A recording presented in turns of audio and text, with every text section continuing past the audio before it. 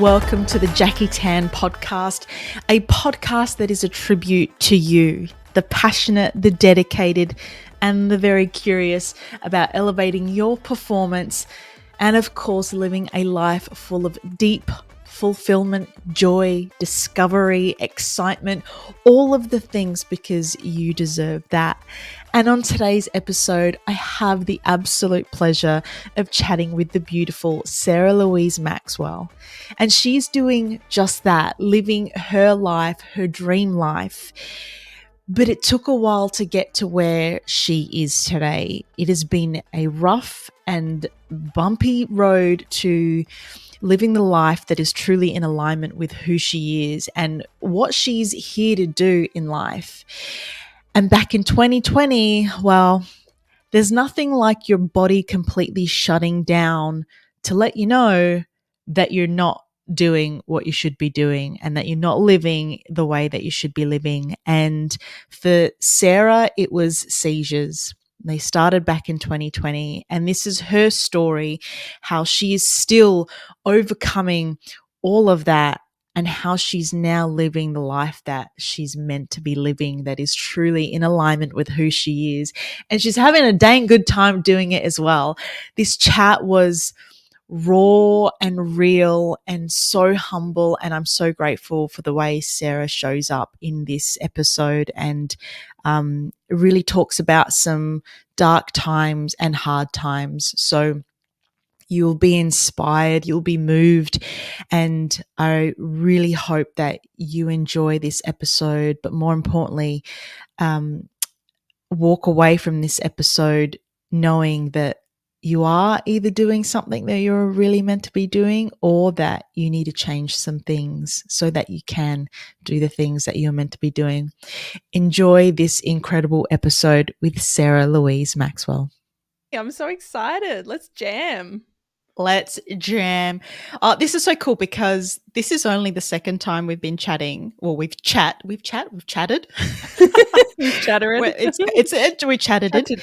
And it's been so nice because it's felt so really authentic, and I know that's a word that's part of your life, but also it's just been really easy to do. I feel like we have the same values and the same philosophy, and we were able to just talk for ages, which is so nice. And it was brought through the Queen Roxanne Safai, who connected us, which was so lovely. And I got to be on your awesome podcast, Trajectory. And I was checking you out, of course, deep dive on all my guests. And I really love your mission on your website. So I wanted to read that out firstly. Amazing. And thank you so much. Mission. I only put that up recently and I was like, is anyone ever going to read this? Yeah. So thank you. Oh, well, now everyone's going to know about it. Of course I did. Remind me, what did I say? You said your mission is to remind as many people as possible how to be their true, authentic selves so they can experience all of the abundance, joy, and peace that is a byproduct of owning who they really are. Once we align with our true selves, our true paths fall into place effortlessly, which is really beautiful. And I'd really love to start there because I'd love to know, at what point in your life did you realize you weren't being true to yourself, you weren't being authentic, and you weren't experiencing joy and peace in your life that you know you deserve? That's such a good question. And it definitely ties into a few other things I know we're going to probably tap into today. But the easy answer is I realized when my body clocked out on me. It went, you're done here. You're not treating yourself right. You're not living in alignment with your values. You're betraying yourself every time you have a conversation with someone because you're such a people pleaser. And that was how I was living my life. At a very young age, sorry, I came out the gates fiery, right? I was like full of confidence and I was sort of very magnetic. I would attract people, I would attract things, I would attract opportunities. This is all very young, like up to 12. And it was just like, had this mentality of like, life is such a breeze. Like, I just am who I am. There's no dramas. I don't worry about what other people think. And I don't know why people worry about what they think. Like, I was just so cocky, like, and confident and all these things. And then one day I was sort of told that I was being a little bit too cocky, which when I look back, I'm like, yeah, that's fair. I think the power went to my head a little bit. And I had someone basically come up and say, you're done here. You're not going to be friends with us anymore. I've spoken to the group. You're out. And so at age 12, I went from being little queen bee to having absolutely no friends, like no friends for the last 6 months of primary school. And you know how malleable we are at that time, how sensitive I Yeah, already was. traumatic. Yeah, so that was, obviously at the time it was horrible. And my mum was my biggest champion at that time. She would have a calendar and we would count down the days. She'd go, there's only 40 more days of this year and then you never have to see these people again. There's only 39 more days. And I would just be crying on my way to school every morning. And it was a very quick shift. And it was great though. I needed it. I really needed it. And obviously at the time it was awful, but I look back now with such fondness because if I hadn't had that, who knows what sort of egomaniac I could have become, you know what I mean? Like if I just kept sinking into this power vibe. But I overcorrected. I went into, okay, I'm never going to make anyone ever feel less than again. I didn't realize I was doing that, but that's what had happened. And that's what I was told by other people that I was doing. So I never wanted to make anyone feel like that. I am very empathic and I hadn't really been aware of how empathic I was until this time. And it was sort of like, yeah, why would I ever want anyone to feel less than or, to assert my power over anyone? And so I became, very much a people pleaser and everyone else's opinion mattered more than me. Everyone knew more than me. I started telling myself all these stories that, my opinion isn't necessarily valid or what do I have to offer? I'm just going to, play it small sort of thing. Meanwhile, I've got this fire in me that's kind of like, I want to be creative. I want to dance. I want to sing. I want to act. I want to do all these creative things. But I've got this really strong sort of protective mechanism now around me going, don't step out of line. Don't let anyone else, it was just really, really strong in that sense. So I started, this lasted like 20 years, right? So I started losing more and more of myself along the way. And I attracted relationships, I attracted friendships that all treated me quite poorly because that's what I was calling in. I was calling in people and that were sort of emotional vampires that just wanted to take or dump all of their emotional baggage on me. And because I was such a people pleaser and an empath, I was like, oh, of course, come here. Yeah, more. I can keep smiling through this. I can keep pretending everything's okay.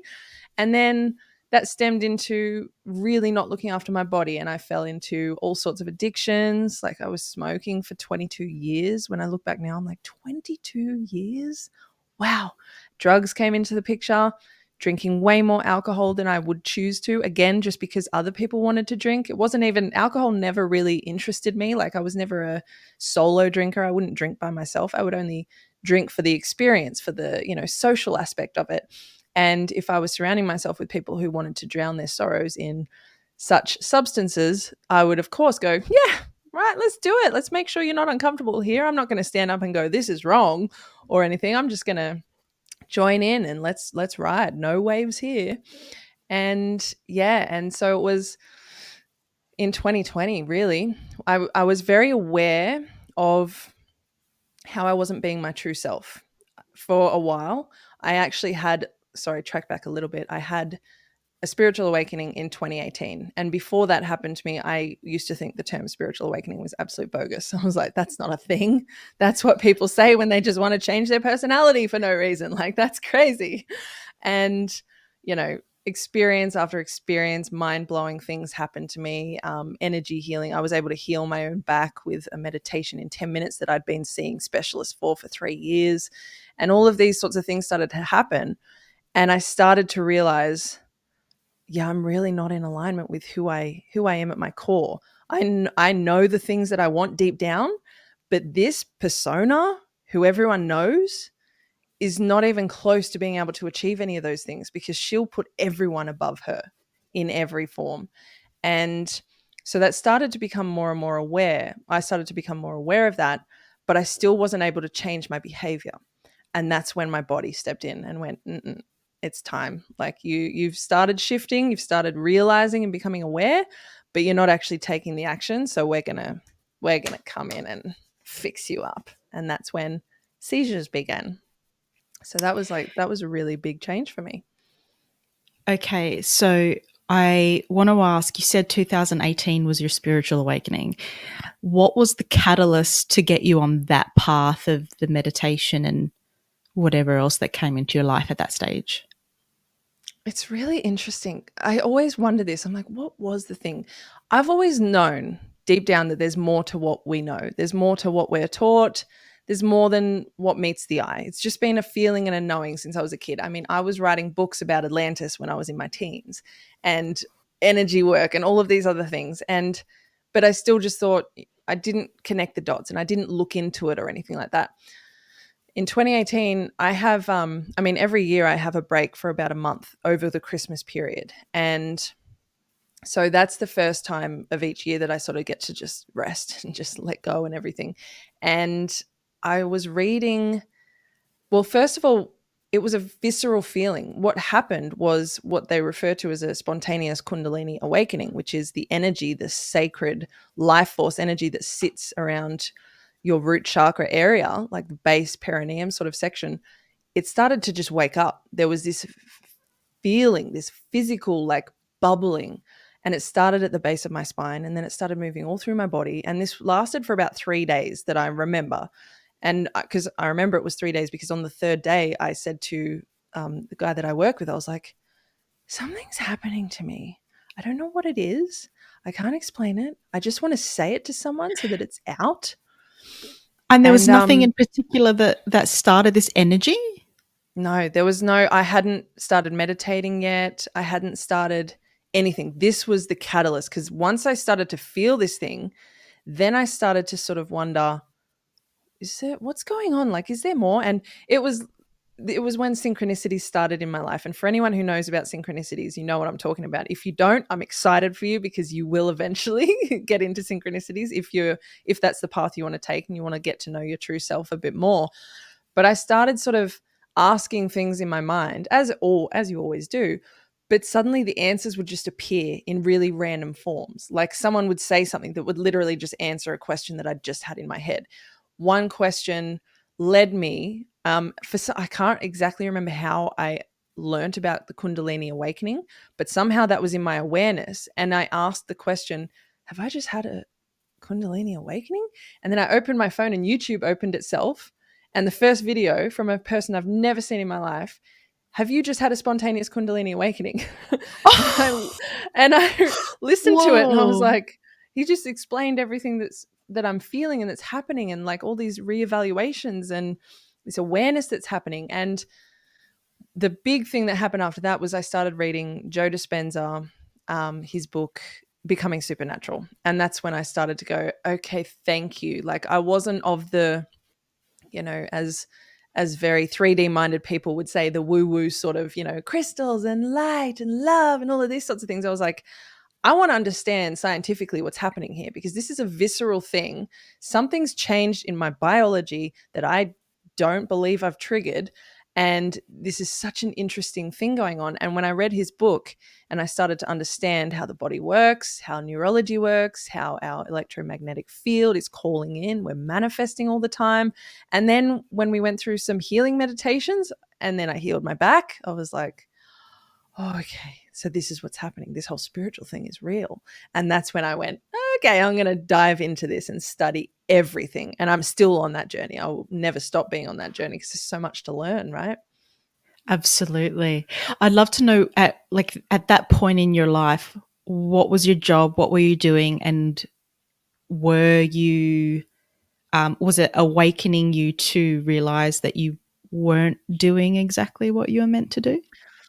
Definitely. The only thing that has remained the same is my job. My full-time job, I work at a production house. I create video content and all sorts of media for a range of companies. We do music videos, we do sports videos, we do anything you can imagine. So I love it. So that's the only thing that's remained the same. Everything else, when I look back, I go, wow, this like starting with the awakening and then culminating in the seizures, and then the fallout after the seizures and all the healing I did after that, it's so clear how this, energy bigger than myself, this intelligence bigger than me, stepped in and went, all right, she needs to cull these people. She needs this relationship gone. She needs to look after her eating. She needs to stop smoking. She needs to stop drinking. And it all had to go. And it wasn't really even a choice. Like after the seizures came in, it was something that just, I was forced into all of these changes overnight.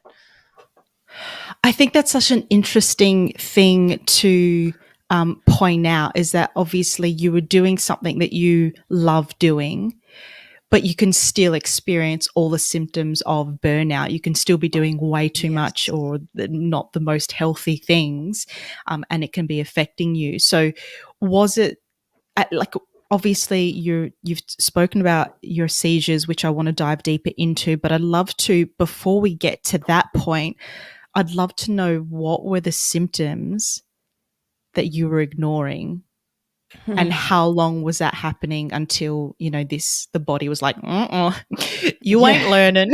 Yeah. We're going to fast track your education, darling.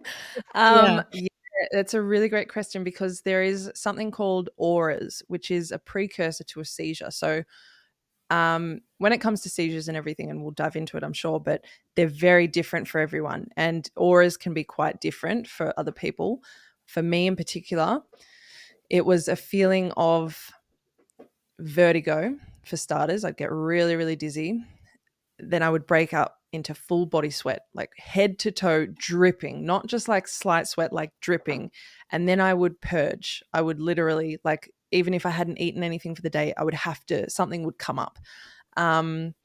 And it was just this really, and then I would lose consciousness a little bit. It was literally like this, whoa, what is going on? I couldn't speak. That's another thing. And I've recorded videos of this. I will share these at some point. I actually got, which is mind-blowing, I caught the moment before I had my very first seizure on camera, because I had had so many of these aura situations that I was starting to become really fascinated. And I knew that when they were happening, I was losing consciousness. So I wanted to be able to look back and go, what is happening to me? What am I saying? Because I know I'm trying to speak, but it's not coming out right. And so, yeah, I caught on video the aura that I had before my very first seizure. But these were happening for about 2 years. They started when I had my spiritual awakening. They started ramping up. They started getting more. I went over to South Africa for a month, and I had probably about 20 when I was over there. And it was just getting so intense that people were used to it. Like, people were at the point, close people in my life, where I'd just sort of grab them and they'd be like, okay, just stop. And I'd just have to pause, and they'd stand by me so I don't fall over or anything like that. And it would last about, the intensity of it would probably last about a minute, but then it would take me about 5 to 10 to just come back and cool down. Like, I'd have to rip my shoes off. I'd have to get in water if I could, or get, air on my face, or some way to just cool me down and sort of come back to it. But that was happening for way longer than it should have before well, technically I didn't do anything about it, right? It was the seizures that came in. And then from there, doctors and medicine and all sorts of other things came in. Not that that was a savior. We'll talk about that. But Sarah, that sounds so freaking scary. Like, 1 minute you're completely out of it, and then it takes you like 10 minutes to recover fully. Like, yeah. was there not a point in that period that you or someone close to you said, Sarah, this is not normal for your body to do this? Maybe you should Definitely get were. A big problem, I think, was that I wasn't a huge believer in the Western medical system, and I still have my issues with it. So I didn't want to go to a doctor in particular. I do have some memory issues around this time. My seizures happen in my temporal lobe, so it's all memory related. So there's a big chunks of time that are missing. But I do believe, I'm pretty sure I did see someone, because I obviously was like, there's something going on here. Yeah. But it was also that, I was smoking so many cigarettes. I was drinking V's at this time. I was drinking coffees. I wasn't eating well. I was sugar overload. I was drinking alcohol regularly. So I actually kept thinking, this is just, a detox sort of thing. Like, my body is literally trying to repel all of these things in some way. It's trying to get it out of my system. But still, like, this is how deep my people pleaser side went. Because if I had had 3 of those episodes in a day and I came home and my partner said, I really want to have a drink, come have a drink with me, I'd be like, okay, whatever you want. Yes. And again, not his fault. He was just wanting to have a drink, and in his healthy body, that's fine for him. I should have been the one to stand up and do that. And this is why I'm so passionate about people aligning with their true self, because that's where you get the confidence to back yourself. Because for so many years, there was no one representing me, including me. So there's this body walking around in the world who's got no one backing her, no one for her. Everyone, obviously, my family are beautiful and everyone loved me in their own ways, but they've got to look after themselves, right? Like you should expect that you at least have your own back.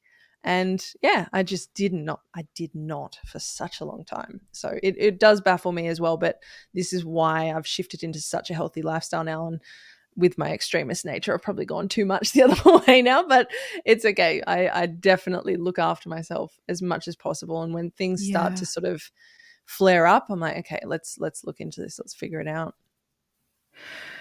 Okay, well, I want to let's talk about the seizures. You said you had your first one in 2020, and I know you said your memory's not that great, but do you have a recollection of that first one? You said you got it on camera. How, like how that happened, what you were doing, and then obviously, what happens from there. Yeah, absolutely. So the part that I got on camera was actually the aura. So the auras happen, Oh, I see. maybe anywhere from 10 minutes to an hour, 2 hours before a seizure comes. And they don't always result in a seizure. Because I was having these auras for like 2 years before my first seizure. So what I remember that day very, very clearly. I was running around 1,000 miles a minute, as always. I hadn't had breakfast. I went to a friend's house because we were going to throw her a little surprise birthday party a week early. And so we did that. And I remember just before I went in there, that's when I filmed that first aura. I didn't know until a few months later, actually, that one of my friends at that surprise party told me, she was like, yeah, you were actually like staring at the wall and you were sweating for a while, but I thought you were just like channeling or like speaking to your guides or something. Like I thought you were just in your zone having a really deep moment or something. But I remember thinking, that's interesting. I haven't seen Sarah do that before, but she didn't find it, enough to go, are you okay? So I don't remember that one. But after, and you might hear Ralph in the background, little old mate Ralph, my cat. He likes to join in sometimes. He's my support system. He's always like, no, it didn't How long's happen Ruff like been that. around? I was going to say, no, wrong story. Think again. He's, you know what? I haven't looked at it from this angle. Ralph has been around since the start of 2020, which is when this all started. Wow. And he is literally, him and Keanu, I've got both of them. They're twins. They're my little panthers. And they're just, honestly, they're my therapy. Like I couldn't do it without them. They are so incredible. I love Keeping you in check. Yeah. Oh, yeah. And they also, like, if I'm working for too long, and this is why I know they're here for me. Right now he's going absolutely nuts. But if I'm working at the computer too long, he'll come up and be like, get up. Like, and he will not stop meowing at me. He doesn't want food. He doesn't want anything. He wants me to get off the chair and like play with him or something. And I just view that as, thank you, because otherwise I would just keep working my butt off and not, those old tendencies come in. So good. Yeah. Such a legend. So anyway, circuit tangent. breaker. Yeah, seriously. So after that surprise birthday party on that day, I ran back home and I remember I took a nap. I don't take naps at this time yet. Naps became a big part of my story, but before this, I never took naps. But that day I was so tired that I had to take, it was only like a half-hour nap. And as soon as I woke up, got changed again, and I was off to another party. It was like a lunchtime afternoon thing, and it was out in Campbelltown. So this was like a 50-minute drive. And I am so grateful. Every time I think about that drive, I'm like, oh my gosh, if this had happened 10 minutes earlier, I would have been in the car. And that would have been so much worse to have a seizure when you're driving.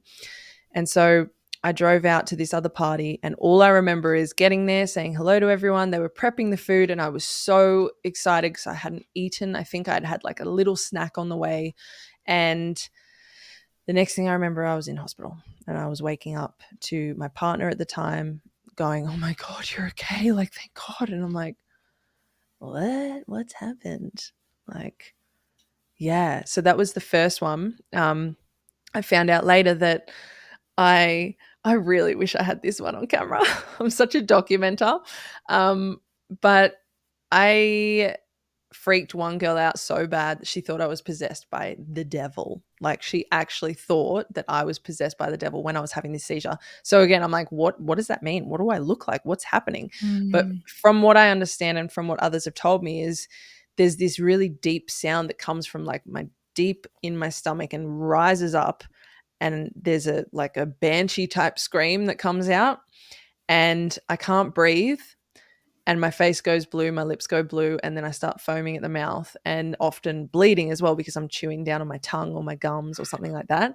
So I can imagine it would be absolutely terrifying to see one of these things, especially when it's someone that you love and that's never gone through anything like that. You'd be like, what the fuck is happening? And how do we Totally. help? And like, it would be so alarming. So yeah, and also, fun fact, good for everyone to know, if you've got any friends with epilepsy, if they don't talk about this, usually your bladder releases as well. So you usually wet your pants or you've wet the couch. Unfortunately, my beautiful friend whose house I was at, it was a brand new couch as well. And she was talking about her couch. I remember that before I went into this seizure. So when I came out and I found out this like a couple of days later, I'm like, what?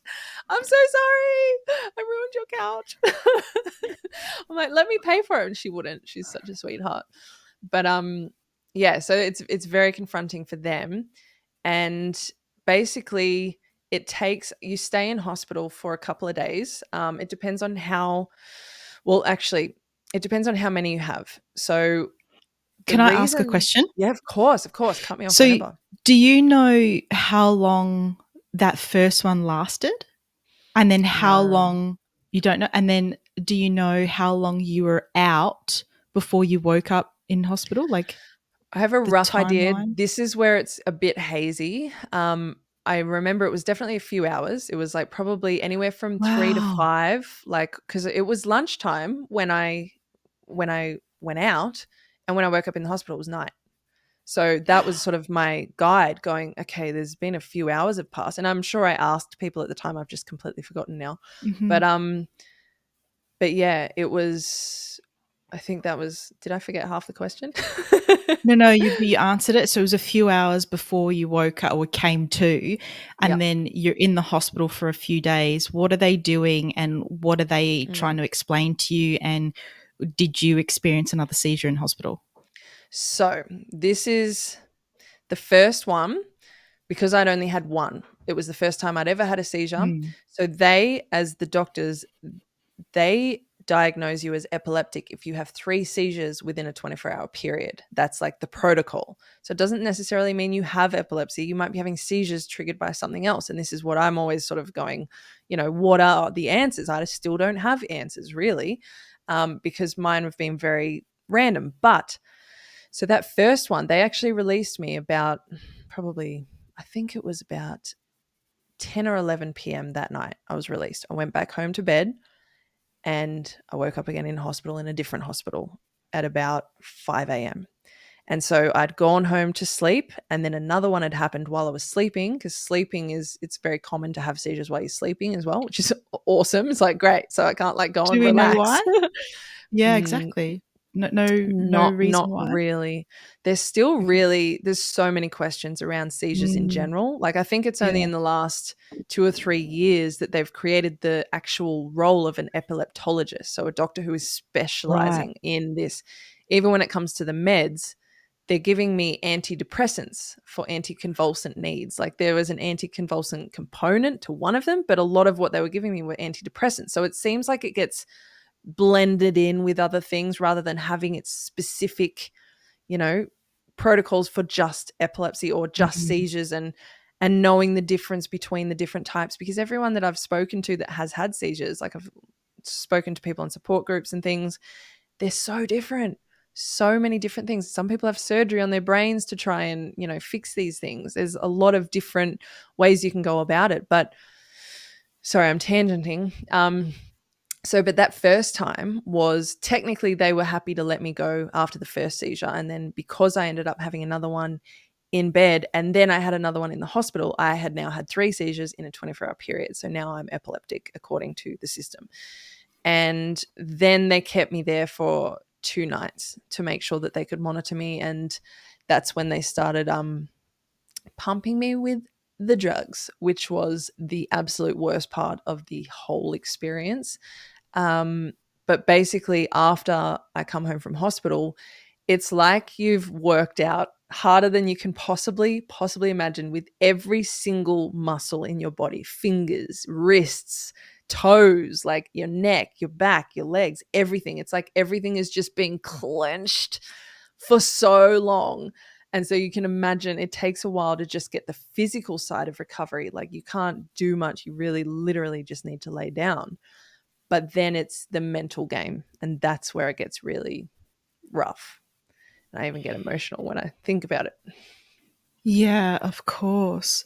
So I'd love to, if you're happy to sort of break that down for us, I'd love to know what, that recovery process is for you. Do you, at that stage when they, I guess, diagnose you as being epileptic, are you then given, information and advice as to what to do next, how to live your life? Like, what are you sent home with? Like, what sort of understanding do you have about your life now? That's such a great question. I think you should talk to the doctors. Seriously, advise them. Tell them that's what they should fucking be doing. Mm. From my experience, I can only speak from my own. There may be some doctors out there that really do that. None of that. You get pumped full of these drugs that make you, physically non-tense, so your body is able to calm down, but it's all intravenous, so you've got so much more of it pumping through your system. When you go home, you're on a slightly lower dosage. So really it was, you can't drive anymore for at least 6 months. I'm at the point now where, because I've had so many seizures, it's 2 years that I have to last between seizure and driving again. So I'm technically currently at like, I'm 6 months, 7 months out from being able to drive again. So that's really exciting.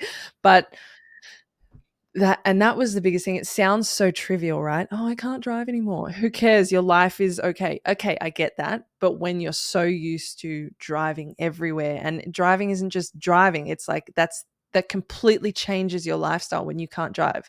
You make different choices. You say yes and no to different events because you might not be able to catch a bus. You might not be able to get an Uber. You might not be able to afford an Uber each way. Like I have dance classes that I really want to do down here, but an Uber one way is like $70. So I'm like, to do that 2 or 3 times a week, I could be doing that if I could drive,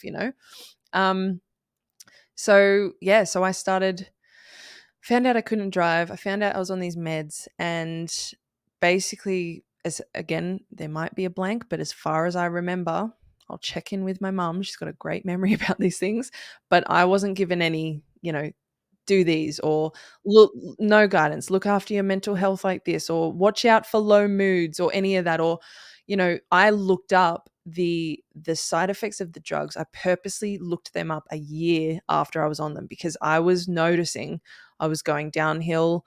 I was getting anxiety. I was unable to control my rage. That was the biggest thing. I'm like, I'm not someone who rages out.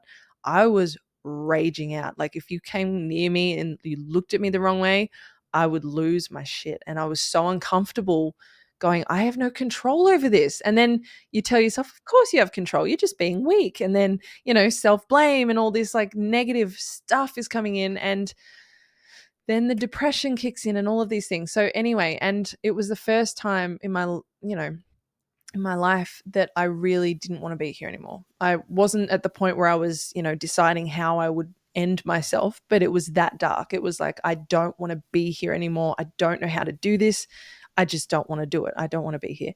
And so after a year, I finally checked the side effects, and it was, very dark. So when you say you had those thoughts, how is that like, a year later you go, this is not normal, I need to look into this? Or are you having these thoughts and you kind of were sick of it and then look at into, a year later? Like at what stage, how long were you on the meds that you really started, So I was on realizing these them. thoughts? It took not too long. It took about, the first month was mainly me sort of just getting my head around the fact that things are different. I'm not driving anymore. I've lost my independence. I can't even work right now. I'm very weak. Like the weakness and the sleep deprivation, like not that I was deprived of sleep. I just needed so much sleep, so much. Like I would wake up late. I'm usually an early bird. I'd wake up at 8 or 9 every morning. I'd be back in bed by 7 or 8, and I would still need a 2 or 3 hour nap in between. Like so much of my day was now gone, and I resented those naps. And obviously that was my body saying, you need this rest. But I was so angry about it. So there was just so much anger because it was like all the things that I want to do. And it's all part of the growth, right? Like when I look back now, I'm like smiling at myself and laughing and going, of course it was frustrating. You were like being pushed into growth, into change, into a completely different way of living, into looking after yourself. And you just weren't used to doing that. And so even giving yourself the time to have a nap was like, damn you world, like why? It's like, let me get back to work. And it's like, look at what's important here, honey. But oh my gosh, I'm going on so many tangents. So I was noticing after the first month, and it set in that this is a reality. I'm not going to get into this too much, but can I just say there were 5 house moves in the period of 14 months in that period. So that was like a lot of distraction and a lot of constant, like that's what was taking a lot of my focus. So yeah, so that was just adding to the stress and everything. But it was after the first month or so I started to go, I don't feel like I'm in control of this. And you might say, well, why didn't you just stop taking the meds? If you stop taking the meds, you have a seizure. So that is like the really awful part of it. They put you on these drugs when you're unconscious and you didn't request them to stop the convulsing. And then if you try to come off them, you're going to have a seizure. It triggers them. So it's really delicate. It's a really interesting, I don't know, how they can do it better. Obviously, I don't have the answers, but I do know I would have appreciated being asked if I wanted to be on those meds, because once I'm on them, I can't get off. It took me just over 2.5 years to come off them. And they completely changed my personality. When you realized they changed your personality, and obviously you're having these dark thoughts, you're then doing the research. From the research, then what do you decide? What do you decide about how you're going to, live from now on, the choices that you're making, how you're going to look after yourself? Like what do you decide from then on? Yeah, well, it was definitely very confronting when I saw those side effects and the symptoms of the side effects, sorry, because it was very clear that that's why I was feeling so awful and why, my mental health had declined so much. For me, it took, and this is why I love working with people with small incremental changes. And as someone who is so impatient her whole life, I didn't even believe that was a thing. I'm like, this whole 1% a day thing, that's rubbish. You got to do like 1,000% a day, and then you'll maybe make a little bit of progress. And I was just really hard on myself always. And I wanted faster, harder, stronger, better, now, now, now. And so that was the side of me that had to calm down. And it was really small incremental changes. So for example, I couldn't drink alcohol. That's a big one when Okay, can I quite stop deep. you there? I Of want you course. to keep going with that, but sorry, for that first year, are you still drinking alcohol? Are you still having coffee or V's and all of the not so great foods or Yeah. nutrition? Yeah, Yep. you still are. The coffees, yes. V's, no. V's went out the window around 2018. Okay. Cigarettes I finished in 2020. I just can't remember exactly when, but that was actually just before the seizures. But one thing that I was having was weed. I was smoking weed. And that was something that I had been doing as a recreational sort of thing to calm me down. It was always, my mind is going 1,000 miles a minute. So when you have this thing that makes you like breathe a little bit in your brain, you think it's a good thing. But I have an extremist addictive personality, and I had a partner at the time who was very similar. So it ended up becoming not a recreational thing, a daily this every single day. So that was definitely adding to all of the problems, right? It was adding to the lethargy. It was adding to the lack of clarity in my mind. And I kept sort of telling myself, no, it's natural. So it's not the enemy here. And again, if you have it in moderation, fine. People microdose. You can use it for all sorts of healing. But if you're abusing it, it's a very, very different thing. And yeah, so where am I up to? So you're telling us, what were the things that you were doing still like during that first year of medication, and then what you decided to stop and change after the meds? Oh, well, after that time that you started to research the medication. Yes, beautiful. So, yes, so for that first year, there wasn't a huge amount that I changed because I didn't think I was going to have another one. I thought that was a really rough night, day and night. And, a year later, I'm okay. It was actually 10 months later, and that's when the next one kicked in. But up until that time, so I actually got back on the road for a little bit because the first round, because it was my first time, even though I've had 3 in 24 hours, I was allowed to drive after 6 months because it was a isolated event. It wasn't something that was happening every week. So I got back on the road for about 4 months, and then the next one happened. And that's when, and then another one and another one. And then that changed everything. But it was definitely, I was in denial about how much I needed to change. And so alcohol I had less of, definitely, but not completely cut out at that point. And the things that I started to implement were a smoothie. Smoothie in the morning was a huge shift for me because I went from having V's coffees and like a bacon and egg roll and hash browns and like all these carbs and all these things in the morning to having this smoothie that it's evolved. It's had a life of its own over the last 3 years, but it started as, it had acai in it and it was like the sugary version of what I have now. What I have now is like so pure and clean, and it's a medicine smoothie, and it's got so many supplements and probiotics and all sorts of things in it. Back then it was, obviously as we grow, we learn, but the first version of it was very, very sweet, very sugary. I think it had banana as well as acai, which already has banana in it, so much sugar, and then coconut water and all these things that are full of sugar that I didn't even know were full of sugar. But the point was, it was something that I was doing every day. It was showing me that I could have consistency and I would honor my body. So even if I had a shoot, like a film shoot early in the morning in the past, I'd love having early morning shoots because my boss and I would go, yeah, sweet, let's go get a coffee and let's get a feed on the way. We'll go a bit early so we can have a big feast. And now I was like, no, pick me up just in time to go to the shoot. I'm going to make my smoothie. That's my breakfast. And I'm sticking to this.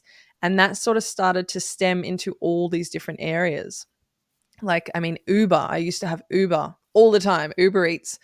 And it got to the point where I started to cook again. I missed cooking. Like, I just fell into this pattern. I had so many good habits when I was younger. I came out like, I was really fiery and confident, but I was also a nerd. I was also very like, I want to do this right. I want to have this all sorted. I want everything to be clean, everything to be neat and in order. And all of those things started to drop off more and more with my need to please everyone and let them lead the way instead of letting me lead the way and do what I felt was right. So yeah, it was very incremental, very slow changes. But once I started cooking more meals, then when I would have an Uber Eats meal, I'd go, oh, this is rubbish. I cook better than this. What's going on? And then so they would start to filter out a little bit. And that's just one example of, the more they would filter out, then the old people that I would always have those bad feeds with, and I'm just using food as an example, that's one part. It could be alcohol as well. They would sort of go, well, I want to do this. And I'd sort of go, well, I don't. And so we'd start to shift. Everything would start to separate a little bit. And I was starting to become an island. It was like no one around me is looking after themselves as much as I am. Who have I attracted in my life? why have I attracted these people? Wait, what is going on? Who am I? And this is where the spiritual side of it really started to bolster everything. It started to push me into educating myself about, our ancient origins, about our abilities, and then the beauty of it, like I said, with Dr. Joe Dispenza and other people like that, you've got the science and the quantum physics to back it all up, to go, no, this is measurable. This is something. And look, we're going to show you, we're going to do it in a conference. We're going to do it in a seminar. We're going to have someone blind come into the seminar and leave with their vision. And they've done it all themselves with their minds, with their abilities. And I'm like, oh, so when that started to come into the picture as well, there was nothing more interesting or tantalizing in the world to me. And still to this day, like, my understanding of our spiritual nature, and this is where the true self comes into it so strongly for me, because that's what we are at our core. But we're not taught that when we grow up. And I mean, in my personal, when I was young, we were all atheists. We thought, and I'm not saying that church is the answer either, because that's, again, a bit of a distraction and a distortion from the truth. The truth is, you got to do the work to find your truth, to be honest. But it's you, it's who you truly are at your core. And it's a matter of just following what lights you up, right? And it's like, why do we always stand in our way of the things that light us up? It's because we want to people please. It's because we want everyone to like us. It's because we don't want to be different. We don't want to stand out. We're afraid of greatness. All of these things. And so the more work you do on yourself, the more you start to back yourself and have that confidence and go, no, I can do this, and I am worthy of this. I deserve this. And yeah, and it's taken me a long time to get to this point. It's only in the last, this whole self-development journey started for me in 2018. But as you can see, it didn't really kick into gear until like the last year, 2 years sort of thing. And it's amplifying every year. It's just getting stronger and stronger. And like a clarity is forming in my head going, oh, that's the distortion that I was carrying that made me do that. Oh, that's why I made that choice that, you would look at and go, that is batshit crazy. Why would you do that to yourself? And I'm like, because I didn't know who I was. I was so out of alignment. I had no like compass or anything. I was just sort of whatever everyone else wants. So I don't like seeing people falling into those patterns now. So if I can help in any way, I'm like, get over here, let's talk. You're fucking amazing.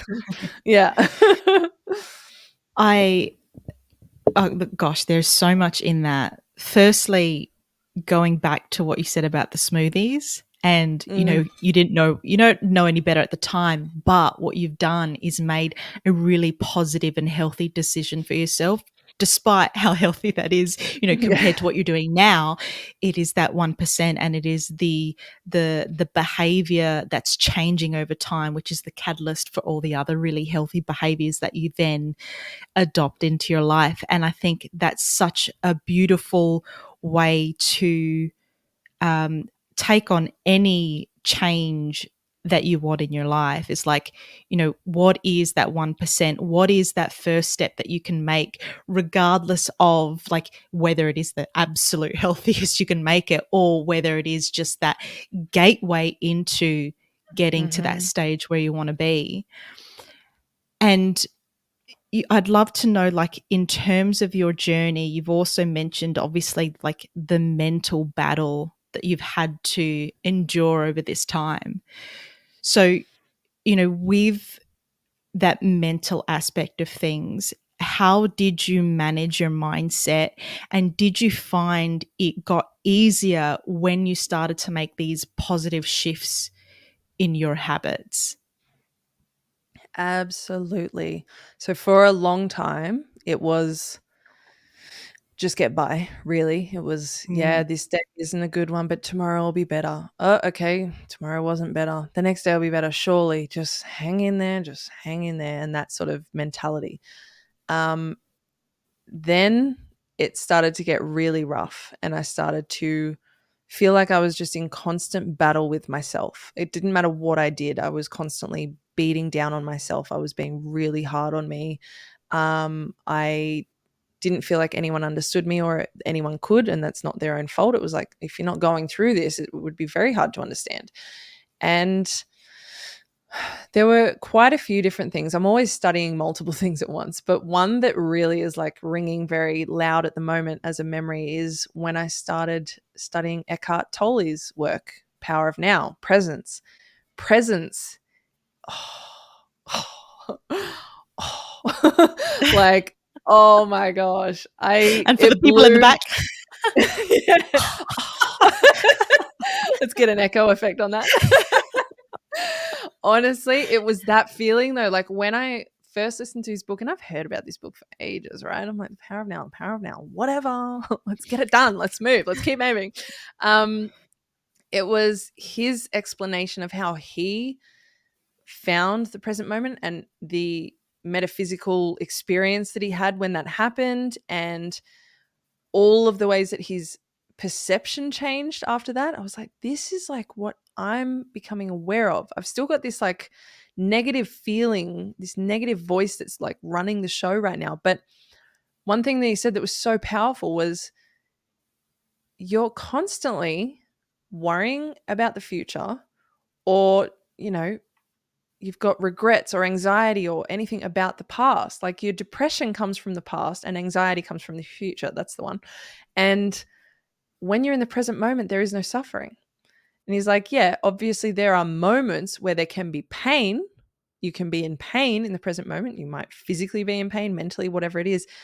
There might be something going on right now that's painful, but there can be no suffering. And that's when it clicked for me. And I was like, that's what I've been doing. I've been suffering. I've been going over all the things I've done, beating myself up for making those choices. I've been worrying about what my future is going to look like, worrying if I'm going to have the physical strength to have the future that I always wanted, worrying, am I going to have seizures for the rest of my life? Worry, worry, worry. So much stress. It was taking all of my energy. It was so exhausting. So when I started practicing presence and really getting into meditation, and I was studying channeling with like all sorts of other beings and things like that, so letting divine inspiration come through, again, you need presence for that. And this is, again, like this all links into the true self, because the true self knows what she is, knows what he is. It doesn't need to be running left, right, and center and worrying about this and thinking about this. It is here. It is being present. And when you're present, what happens? Like the best visual that I can sort of say for this is, and this is how it felt for me. Imagine yourself in a body of water, and the answers that you seek are right in front of you on the sand under the water, right in front of you, like right there. And every time you have a thought, you're sending electrical shocks into the water, and it's zapping it and buzzing it and making waves and little fluffy things and making all sorts of foam, and it's making the water so messy, right? And as soon as you breathe and allow yourself to just be here now and trust that you're able to do anything you need to do from the present moment only. You can't help yourself from the future or from the past. You can only ever do it in the moment. So as soon as you stop all of that overthinking, the water settles and your answers are right there. And that's what started to happen for me. I was like, oh my gosh, this is actually a thing. But of course, because I've been for the majority of my life running 1,000 miles a minute, it wasn't like it happened overnight. And this is the thing that I love working with people on, the understanding of these incremental changes, these 1%ers like we're talking about. That's the gift. Like the actual journey of it is the gift. It's not where you're trying to go. It's what you're learning about yourself along the way. And to expect it all to happen overnight is taking all of the beauty out of the process. And of course I did. I was like, well, okay, presence. I want to be present now. All right. Always present, starting now. 2 seconds later, wait, what? No, present now. Come on. And I was just, I had that drill sergeant energy instead of something I've learned a lot lately is embodying the feminine side of ourselves. We've all got the masculine, feminine energies, and I was just masculine energy the whole way. And so I wouldn't allow myself to be flawed. And that's the beautiful part, right? So again, it just came down to these little moments where I'd have, a few moments of being present, then I'd fall out of it for a little while, and then a few more moments of being present, and then I'd fall out of it for a while. But it's a muscle. It's literally just like any other muscle, like going to the gym. You're building the strength of being present. And when you can do that, you're able to maintain this higher perspective of who you actually are, what you are, that your consciousness experiencing itself in form, that you're not like this 3D body, you're not just matter against matter, it's not force and will and all of that sort of thing. It's mindset, and it's your ability to manifest using your electromagnetic field. So the Joe Dispenza work started to come into the Eckhart Tolle work, and I was like, okay, so science and spirituality, that actually is kind of like they're linked and they make sense together and they're blending, and yeah, things just started to make sense. But it definitely hasn't been like a smooth, now I've figured it out. And I don't think I'll ever get to that point, but I love that now. I'm grateful. I'm not waiting for that moment where I go, oh, I've figured it all out, guys. Here's the answer. It's like, no, no, no. Like, we're all on our own timeline, on our own journey, figuring it out bit by bit. But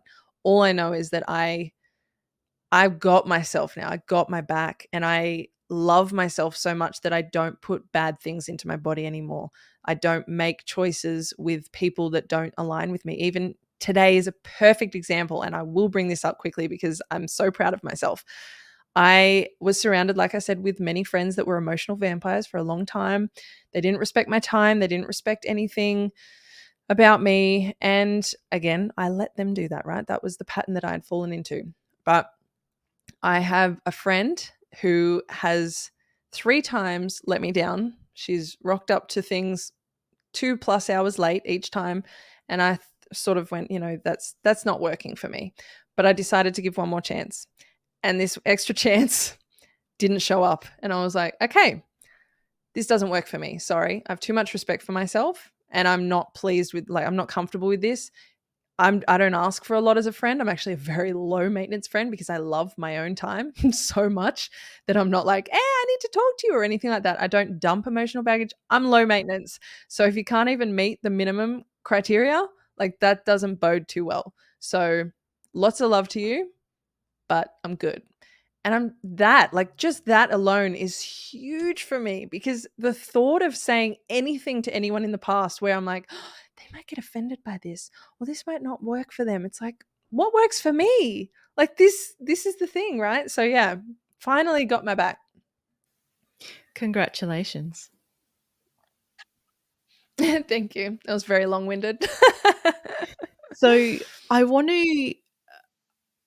to come back to your job for a moment, because after everything you've been through, it sounds like obviously you have become in tune with yourself. You know your mission now.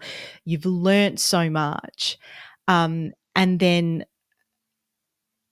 your mission is to help people do the same, is like discovering who they really are again. Because I think, like you went through life, a people pleaser, basically ignored everything that you needed in life from yourself and from others. But I also think like we can kind of numb ourselves to our own feelings, our own thoughts. And I think it can be really difficult for those to even understand what it is that they need, or to even know who they really are.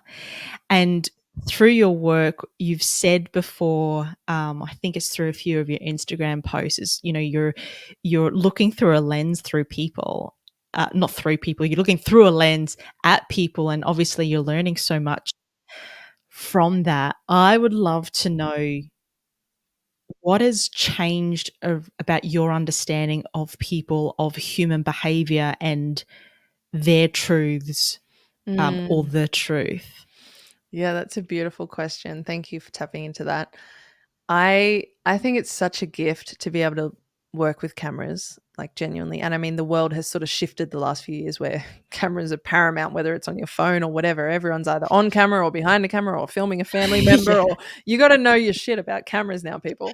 And I also think that it's a gift to be able to work with the camera, but also have empathy and compassion. And I think a lot of camera crews struggle with that. And this is why my business partner and I have been so successful, because we're like therapists, And you need to be a therapist when you're working with someone who's never been on a camera before. We could be working with a CEO who could own a room, who could stand in front of 500 people and speak his piece or her piece and with complete confidence. You put a camera on them and they know that they are losing control. They have to let go of this element of control because they don't know who's going to watch this. They don't know how it's going to come across. They don't know how many times people could replay it. Someone could pause it on a moment and they might look strange or something. And it's incredible to watch people become their fragile, vulnerable selves in front of a camera. And I just think I've been really, really blessed to do that. But it's just shown me that we're all the same. Like we really, really are. And again, it's something that we hear a lot, but we are the same. You can put on as many masks and facades as you want, but when you get to see someone through a lens, it's the real them coming through, and they're trying to fight that. And that's the problem. They're sort of like, I don't want you to see my real side, so I'm putting up this mask. So I'm going to say this. No, I said it wrong. No. And their vulnerability comes out. No. And they're trying to control it again. And it's just really fascinating to watch. And you get a lot of people that get really frustrated or they just get nervous. And yeah, I just think, I mean, something moving forward would be, I would love to see more camera people with that ability to talk people through it better, because I know we've had some jobs in the past where we haven't been able to do it ourselves and we've had to send other camera crews to, fill our spots or whatever. And we get that feedback from the clients going, I wasn't very happy with my performance because I wasn't very comfortable. Like, you need to be able to make people so comfortable. One of our biggest jobs is being clowns, like genuinely. And my mate who I work with does it better than anyone. Just make people laugh. Like, that's when you get them to loosen up. You see their muscles relax. You see them go, yes, okay, this isn't like as huge as I'm building it up in my mind. It's okay. And the other thing I love to remind them of is when I film you, I edit you. So I got you. I'm going to protect you. I will make sure you don't look stupid. If you say something weird, we'll go over it now. We'll make sure you're happy with it. And then in the edit, you've got me with you. I'm not shipping it off to someone who doesn't know how you like to be represented and who's going to just make you look, in a certain light. I got you. And that always, always calms people down. And so that's what I've been doing for the last 12 years. But I am now, and I still love that job and I'll still continue to do that in some capacity moving forward. But I'm also now working more one-on-one with people because I really like that that was step one for me. I worked in a job when I was, from 12, I've been working basically. From 12 to 24, I was working jobs that I really hated. From 17 to 24 in particular, really, really hated. It was office work. It was like being a PA, like personal assistant, executive assistant, whatever. And I just had no passion for it. And my life force energy literally started to just drain. I was like, what am I doing here? What's the point? This surely can't be what life is about. And I took the leap and went to film school. So, went from a really good salary at a young age to pretty much nothing, and then working as a waitress on the side to support myself through school. And then I started working at this production house. So that was step one of, there is such a thing as finding a job you like, but now I want to step into the job I love, that is literally like my soul's work here in this time. And the camera work has helped me so much to understand people, to see all of the different versions of how we can portray ourselves and how we can, try to act certain ways. But the truth always, always comes through. They can't hide it. And that's what they don't like. So it takes a really solid, whole, healed person to stand in front of a camera and go and just be real, because they're not trying to do it for anyone else. They're not trying to get validation or anything. They're just going, this is the message I have. This is what I want to say to you. And this is it. And I'm just doing it. And yeah, so now it's more working with one-on-one with people to help them shed all of the limiting beliefs and all of the false programs that we've all picked up. We all pick these things up between 0 to 7, and then it, continues in different ways. But we pick these things up before we even know we've picked them up. So someone might say to you when you're young, oh, you can't do what you love for a living. That's crazy, or you can't follow your dreams. There's no money in that. And that thing, like me, it's stuck with me for ages. And I believed that. So it took me 12 years of working before I went, no, I can do what I want. I'm going to at least try.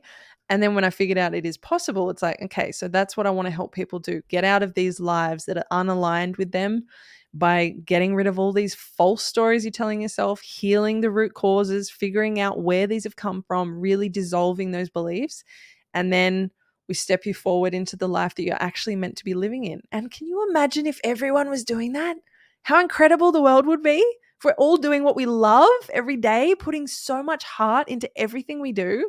That's my goal. That's what I want to see. And I do see it happening. I see many, many people really starting to embody that. You're a perfect example. Look at you. I love what you're doing. You're honoring yourself. You're going, I want to shift.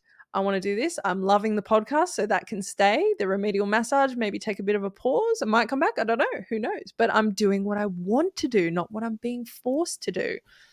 So, yeah. Yeah. It's a hard place to get to. And yeah, Mm-hmm. in response to your the filming and the person who is really self-conscious, because exactly like you said, it's a very, very vulnerable position to be in, where you do feel so completely exposed. And I've been there before, and hilariously, like, I have a photographer that I keep using, so she's been helping me like 7 years, and still there are moments where I'm like but when you are with Yep. someone who you feel safe and you do trust, you are able to be yourself, because because they make you feel so safe.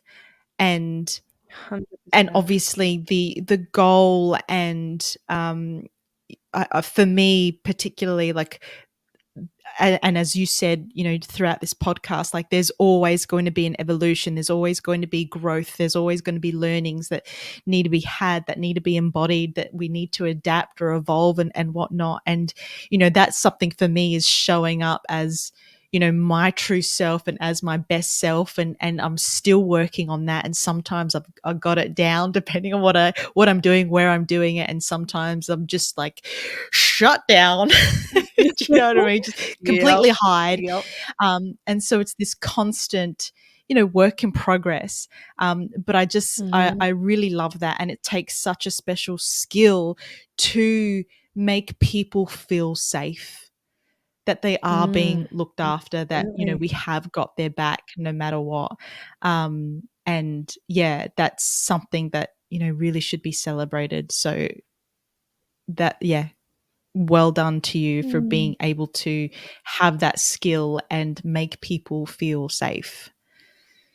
Thank you. So, It's so important. It really is, because otherwise they're not yeah, being their true selves. They're not feeling comfortable. So So it's being able exactly. to just bring out what they already are.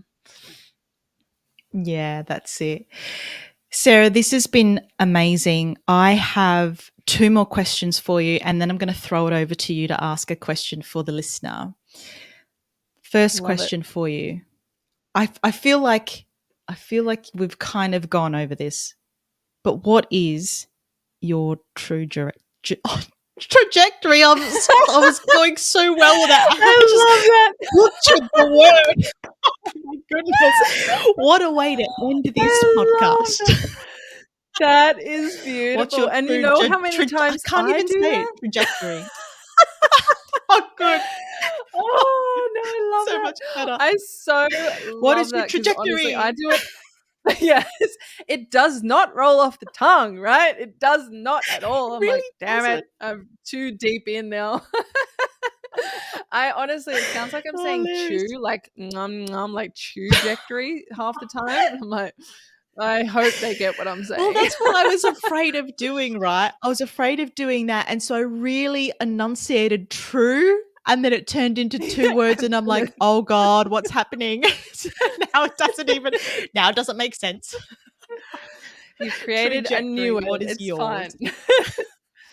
Mine, I believe, and it will continue to evolve, as we say, everything continues to change. But the one thing I've always wanted to do is to help people see how amazing they are. That really is it. It sounds corny as hell, and I kind of love that about it, to be honest. I just want to show people that they don't have to they don't have to rely on that external validation. They've got literally everything they need within themselves. And truth and freedom and passion is a little side one, but mainly truth and freedom are my two core values. I want everyone to be true with themselves, to speak their truth, to live in true alignment with who they are, and to experience freedom that offers, because that's all you feel after it. When you step into who you really are, suddenly it's like, oh my gosh, life is not such a struggle. I was doing that to myself. Oh my gosh.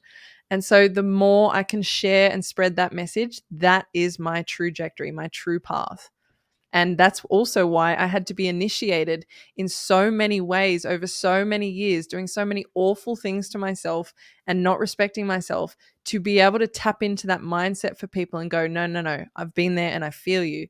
And this isn't a joke. Like, this is something that you can keep going down this path and wait till your body kicks in and goes, no, no, no. And you don't want to do that if you can avoid it. Or you can start doing the work and, the little incremental changes. That's what I do. It's what I help people with. Amazing. You're sensational. One last question for you. Oh, you're so For sweet. anyone for anyone dealing with their own challenge, what are some ways that they could either reframe their current experience so that they can move a bit lighter, so that they can move with ease or a little bit more joy and peace with themselves throughout this moment? Yeah, it's a great one. And I might sort of repeat myself a little bit here, but really genuinely finding the present moment, like find it, because you won't be able to hold on to it for long, but just finding it, sitting in it for a moment and feeling your entire nervous system have a breath, you'll go, what was that? Was that a drug? Did I just take something? Can I live like that always? Is that possible for me? So it's like getting a little glimpse into this whole other reality that you could be living by just slowing the monkey mind. No past, no future. You're literally just here. So that means mindfulness is a great tool to do this. You could be doing the dishes. You could be, one of my favorite ones is, when I'm playing with Ralph and Keanu, when I'm petting them like my cats.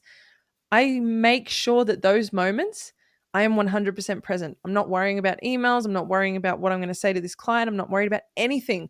I am watching the sun beaming off their fur and creating like these glittery looks in it. I'm looking at their eyes and how they've got like these little snake lines in their eyes. And I'm looking at their little lungs, like breathing in and out. And I'm so 100% present.